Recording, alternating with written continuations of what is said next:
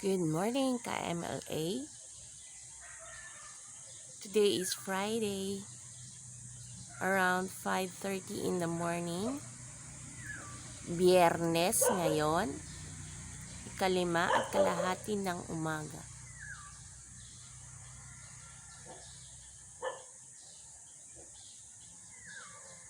Ganito ang umaga sa Pilipinas.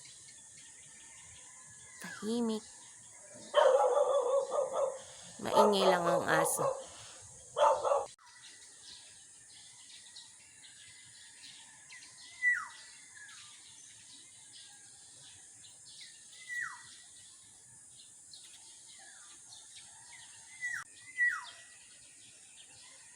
Malamig ang panahon.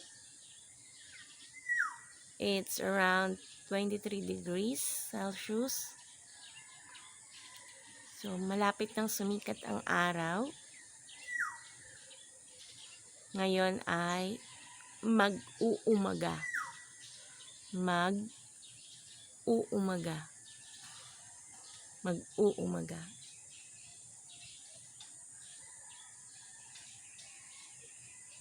Sana ay maganda ang araw na ito para sa ating lahat.